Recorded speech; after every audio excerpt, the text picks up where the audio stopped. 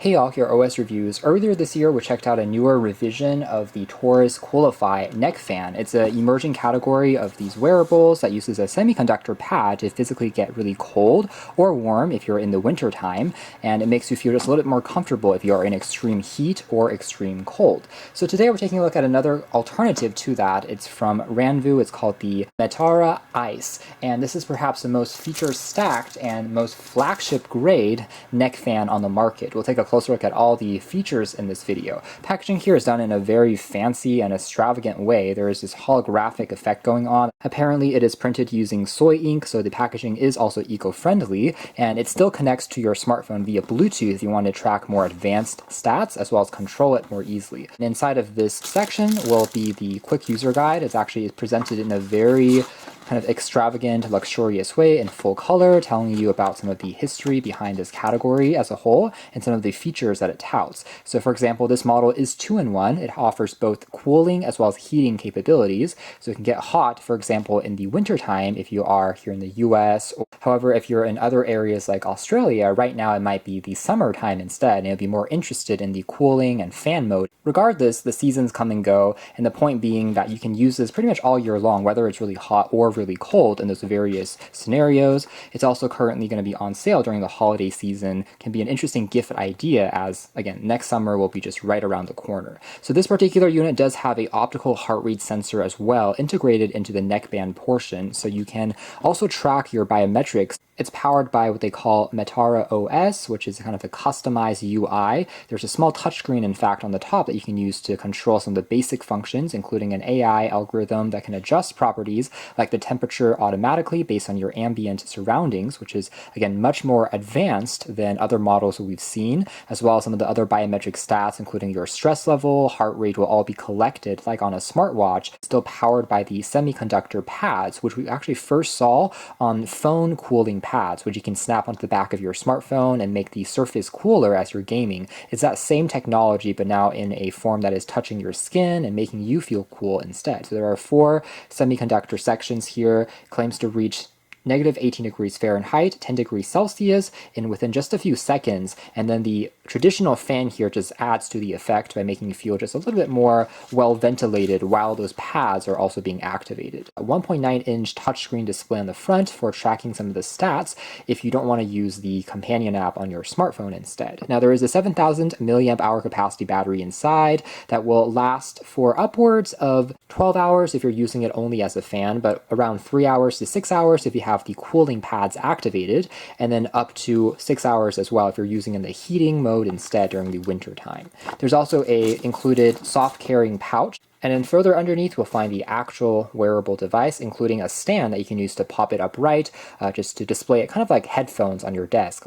Which, by the way, underneath you also find a standard USB Type-C charging cable to top up the battery inside in around 2 hours and a half. Not too bad considering the pretty large 7,000 milliamp hour size. So, by the way, the heating mode here can reach temperatures of 108 degrees Fahrenheit just within a few seconds, also using that semiconductor surface area pad. So it does become quite effective if it's snowing outside, for example, if you're really cold. The sensors that we can see here right on top include the aforementioned heart rate as well as SpO2 blood oxygen monitor. The design has kind of this industrial steampunk gamer aesthetic going on with a lot of these ridges. However, the moving parts here does make it actually quite comfortable and easy to actually pull open as you're popping it into your neck and then removing it, so it's fairly flexible.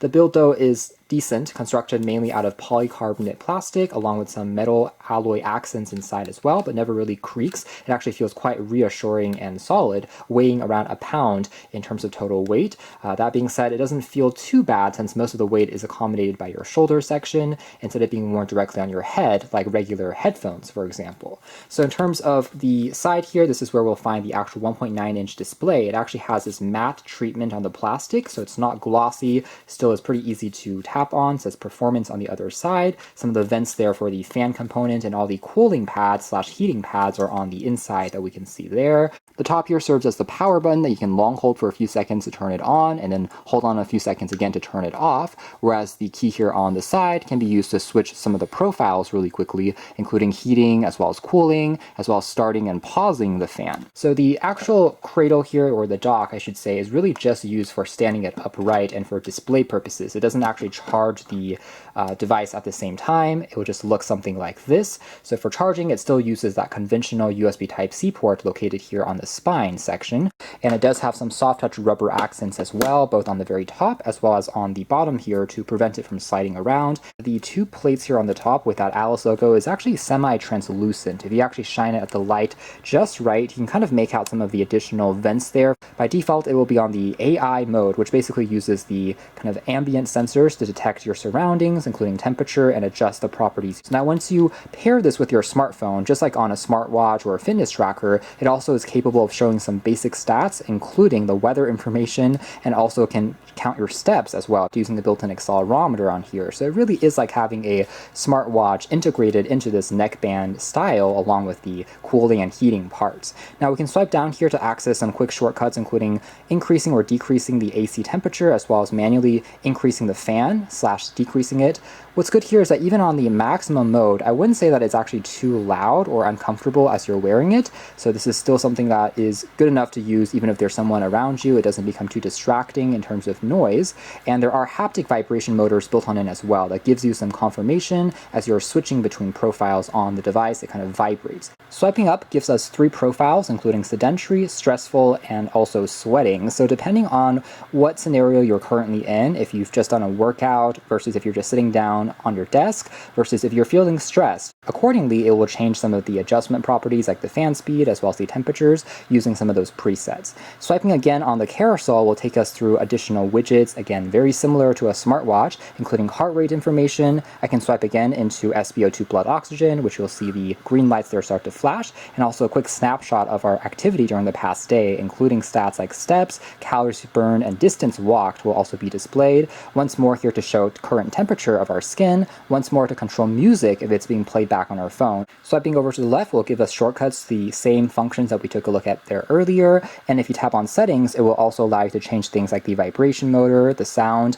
as well as whether you want to enter certain profiles like turning on or off Bluetooth manually to conserve on power, 12 versus 24-hour format, energy saving mode, some of those basic stats that you're able to track directly on here. So it's a pretty intuitive UI, again, very similar to on smart wearables, and you're able to use gestures from the 4 corners to move around. I can also long hold on this key for a couple of seconds to switch back and forth between the cooling versus the heating modes. So blue light here, of course, means cooling manually, and then you can also tap on it again to go to red, which means heating. And by the way, as we are transitioning between those different quick profiles, including the neutral AI mode that detects it automatically, you are able to see some of the icons there on the main home screen change accordingly. As far as the companion app is concerned, which is called Metara, working with both Android and iOS, it actually is really fast to pair as long as you have Bluetooth turned on, and you'll be able to instantly check out the battery percentage remaining. And with a larger display, it might be a little easier to control things like the temperature, making it, again, a little hotter versus colder, manually here using the slider, as well as turning on the fan. And down below here, you have the same profiles, including AI mode, cooling versus heating. You can also swipe up to take a look at some other adjustments, including a silent mode, which will basically turn off kind of the speakers, and it will only activate kind of the cooling or heating pad without using the actual fan, versus, again, the hot pack mode, which will basically reach the maximum temperature if you want to use it as almost a way of recovering. Maybe your muscles are sore after a workout, that can be the mode to activate. And you can also activate a cooling first mode, which does the same thing if you want to just relieve any pain by just getting it icy cold at a moment's notice. This is kind of the 2 extreme ends. Advanced settings here allow you to check if there are any firmware updates, as well as you can turn on and off the music control widget that we talked about earlier that I personally think is not perhaps the most practical, since you still have to be wearing headphones at the end of the day. So you can hide that if not being used, and also units of measurements can also be changed. Under the display here, you can also change the brightness of the panel there, and also how many seconds you want the screen to time out. And last but not least, the final tap over will give you a snapshot of your health metrics, including heart rate data, SpO2, as well as steps that you've taken while wearing the device converted into calories and distance walked, giving you the ability to track those trends over time, although you do have to be wearing this for that to actually work. So that is one area where, unlike a regular smartwatch, it might be something that perhaps you aren't wearing 24/7, and so as a result, the data might not be quite as comprehensive there. So in that case, I do think there is a little bit of redundancy or overlap if you already have a smartwatch, for example. That being said, the sensors are definitely helpful for some of the AI modes, including detecting the ambient temperature. Arguably, the most useful function here is the extreme granularity that you get when it comes to adjusting temperature and fan speed, because at the minimum setting, it's actually the most subtle out of all the neck fans and AC fans that I've tried yet. On the Taurus Coolify, where sometimes I find even on the minimum setting for it to still be a little too strong, if you're just sitting down indoors, for example, it feels like there's a little too much wind blowing upwards at you, versus on this one, using the AI mode, or if you're manually turning it all the way down, you get just a very faint breeze that is still really comfortable. And of course, you can still crank it all the way up if you do want some extra coolness if you are feeling really stuffy. So the level of degree of customization on here is definitely the best out of all the neck fans I've tried, regardless of what scenario that you're in when you're wearing this thing. And I felt like after a few hours of usage, it was still relatively good enough. I didn't find too much stress or strain after using this thing and wearing it. Otherwise, accuracy of sensors, including the pedometer, as well as heart rate and SpO2, all seem to be relatively well calibrated. At first, I was a little bit skeptical because I have never seen any other wearable that places those sensors on the back of your neck, but it actually was relatively close when I compared it with an Apple Watch and a Mi Band. You did want to occasionally take a peek at those numbers. What I will say though is that the touchscreen display, although really cool, and it's great to control this quickly and then pop it onto your neck, you aren't necessarily able to really see what's happening on this display when you're actually wearing it.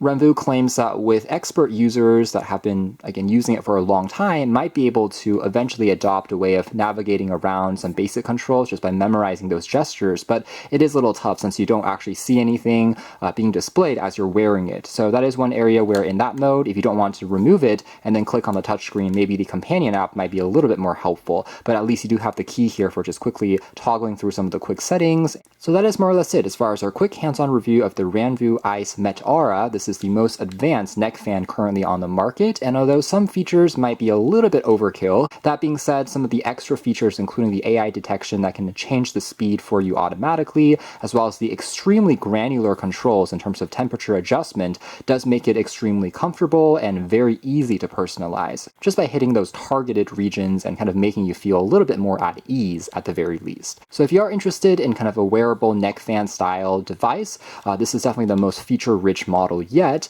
and you can learn more details if interested in the links down below. For now, that's been our video. Thanks for watching here at OS Reviews. That's been the, again, Renvu Ice Meteora.